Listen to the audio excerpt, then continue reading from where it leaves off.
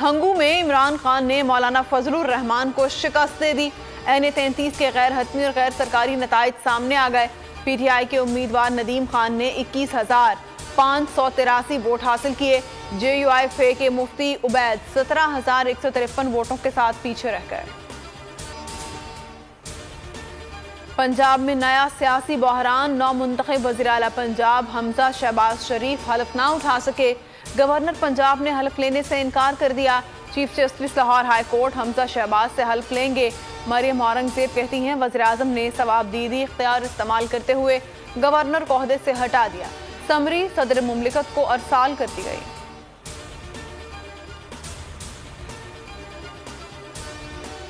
वज़ीर आज़म ओहदे से इस तरह नहीं हटा सकते। वो समरी सदर मुमलिकत को अरसाल कर सकते हैं। जब तक सदर मुमलिकत चाहेंगे मैं गवर्नर हाउस में रहूंगा।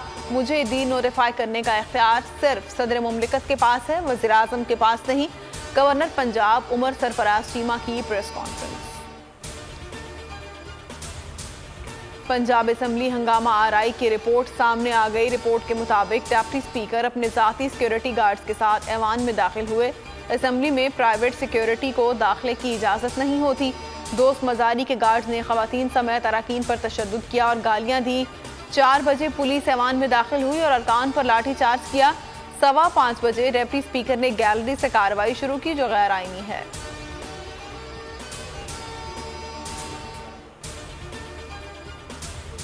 वज़ीर आला पंजाब के इलेक्शन को मुस्तरद करते हैं। असेंबली में जो कुछ हुआ वो काबिल मज़म्मत है।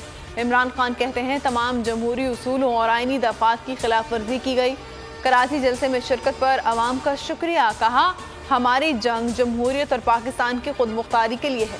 अमरीका ने करप्ट सियासी माफियाज की मदद से हुकूमत की तब्दीली की साजिश की।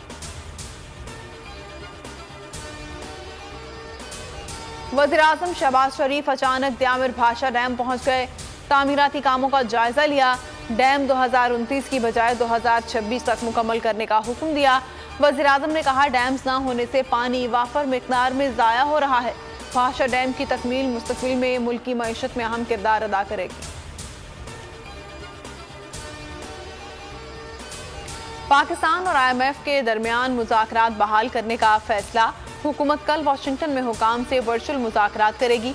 बातचीत वहीं से शुरू होगी जहां रुकी थी। नई हुकूमत के तहफ़्फ़ुज़ात पर बातचीत होगी।